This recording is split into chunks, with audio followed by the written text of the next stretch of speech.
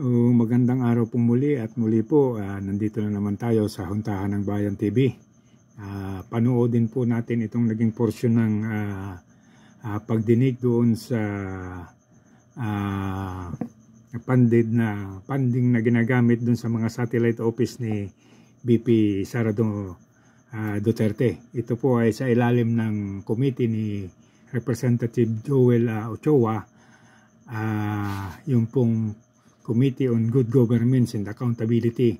At ito po ay nag-umpisa dahil doon sa privilege speech ni Valeriano. Panoodin po natin ito. Things in the preliminary investigation or determination shall be recorded through stenographic notes. What you were mentioning are motu proprio cases. And I demand a record of preliminary determination under Section 5 because so what are the matters taken up, Mr. Chair? I think we should be able to comply with these elementary rules as specified in the governing rules. Yes. So, ayan po. Kapag hinahanap ni Rodante Marcoleta yung mga records, yung mga recording o yung notes ng mga stenographic na ginawa, patungkol doon sa mga sinasabi nilang pagdinig, ito lang po palagi ang nasasagot ni Ochoa, yung kanyang ipinagyayabang na 1 minute suspension. So that the chair declares 1 minute suspension. So yan po. I cannot say po, Mr. Chair. How can you help us? We are supposed to be doing this in aid of legislation.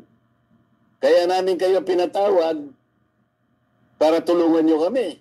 Mr. Chair, sabi po ng jurisprudence, which was quoted by no less than the former Chief Justice of the Supreme Court, Reynato Puno, quoting various jurisprudence.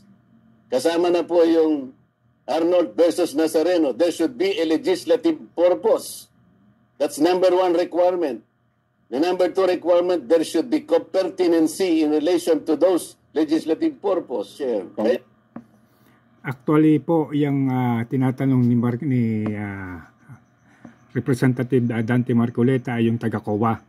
So, siya po yung representative ng COA at sila yung gumagawa ng mga notices of disallowance. Actually po, mahaba yung oras ng tanungan na yan, pero natapos po at natapos yung oras ng tanungan. Ayaw pong sabihin itong representative ng COA kung ilan yung na-issue nila sa iba pang mga ahensya ng gobyerno. Although may sinasabi silang mayroon silang ini-issue. Ngayon po ang ini-insist nitong si Rodante Marcoleta ay bakit ang record lang na hawak-hawak nila ngayon ay yung sa Vice President. At yun lang ang tanging nilang pinagtutuunan ng pansin, samantalang yung ibang mga ahensya mula doon sa office ng Presidente hanggang doon sa pinakabababang offices ng gobyerno ay hindi nila hinahanapan ng records at kumbaga yung mga notices of disallowance nito ay hindi nila pinapansin. So dito po makikita natin na talagang ang intention lang nila is sirain o dungisan yung pangalan ng ating Vice President. Yan lang po talaga ang interest nila. Ituloy po natin ng konti pa, mayroon pang konting usapan yan. I am a vice chair of this committee. On September 4, I was surprised because I saw the journal that I was replaced by my comrade. The question is, if I am replaced as a vice chair, does that automatically mean that I am removed as a member of this committee? Before you answer that, Mr. Chair, I think I need some legal basis before you answer that. So, yan po ang isa pang kinaklaro ni Rodante Marcoleta. Siya po ay tinanggal sa pagiging Vice Chairman itong Committee ng Good Government and Accountabilities. Nakita na lang daw po niya yan sa journal at ang kanyang kino-question ngayon ay kung yung pagkakatanggal niya bilang Vice Chairman ay nangangahulugan din ang pagkakatanggal sa kanya bilang miyembro ng committee. Kasi po, halatang pinagtutulungan siya ng lahat ng miyembro ng committee para masalag yung kanyang mga itinatanong tungkol dito sa notices of disallowance. At ito po ay umabot sa puntong hindi maganda na nagkasagutan sila ni Benny Abante at saka ni Paduano. O ito po yan, yung parte po na yan. Ito po, balikan po natin ng kaunti yung pagtatanong niya sa COA. Agencies of government today are subjected to notice of disallowance. Do you have a number? How many agencies today? With all due respect to the honor. But that is a question I will leave and I will terminate my... Dito po, ayaw po siyang sagutin ng COA kung ilan yung na-issue na nilang mga notice of termination sa ibang offices at sinasalo po yan ng ibang kasamahan ni Marcoleta at kumbaga pinipigilan yung COA na makapagsalita. Manifestation, Madam. Yes, but I will. I would like to respond. That this is still my time. Yes, but I would like to respond to your manifestation, Congressman Marcoleta. Parliamentary Let inquiry, me. Mr. Chair. Parliamentary inquiry. What is the parliamentary inquiry of the I would Honorable like to Abante? ask the Honorable Marcoleta, is he rebuking this committee? So yan po, ang nagsasalita po na yan ay si Benny Abante at pinapalabas na niyang nire-rebuke ni Rodante Marcoleta yung komite o kumbaga kung sa Tagalog pa ay kanyang tinatanggihan na o inaayawan. So ituloy po natin at dito po ay nag-init na yung usapan. The question, Mr. Chair. Are you rebuking this committee? Why am I supposed to rebuke the committee? I am You not. have been saying things for a while. What? You have been rebuking this committee. You... Actually po, wala siyang sinasabing nire-rebuke niya yung committee. Ang ito pong si Benny Abante lang ay medyo hindi satisfied doon sa ginagawa ni Marcoleta ang pagtatanong doon sa sistema ng hearing. Mula po doon sa umpisa, doon sa mga recording, doon sa malpisan, non-pisan at saka malpisan na sinasabi nila na hinahanapan niya ng mga recordings. Yun po yung sinasabi ni Abante na nire-rebuke niya yung committee.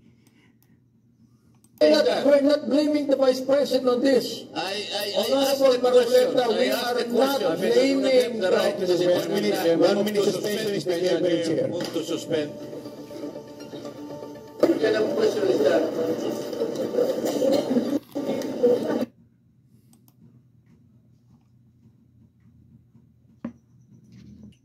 Over the person's subject matter. So yan po yung naging issue dyan.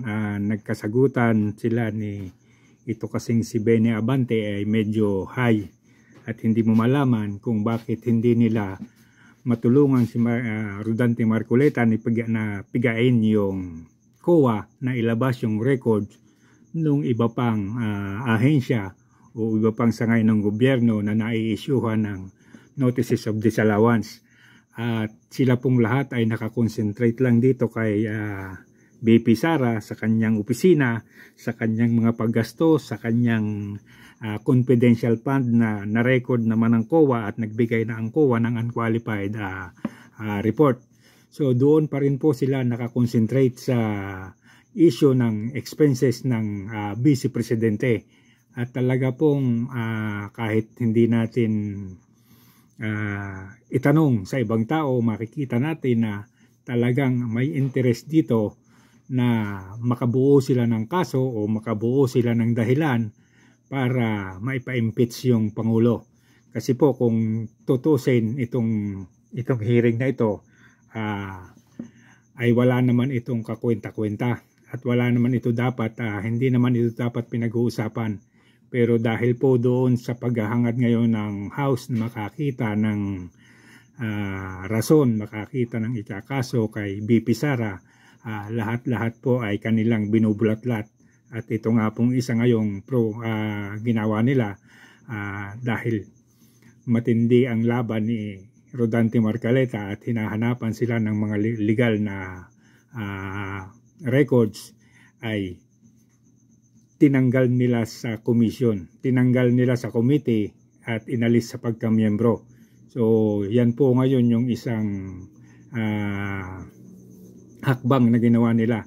Pero tingin ko sa nangyayari wala naman talagang magiging direksyon itong kanilang ginagawa at nagmukha lang silang mga ngungo at tanga sa sinasabi ni Rodante Marcoleta, lalo na po yung si Paduano at si Bene Abante na hindi naman malaman kung ano ang gagawin sa mga tanong ni Rodante Marcoleta, at itong si Ochoa ni hindi maipagtanggol yung kanyang committee. So hanggang dito na lamang pong muli at maraming salamat. Paki-like and subscribe na lamang pong muli.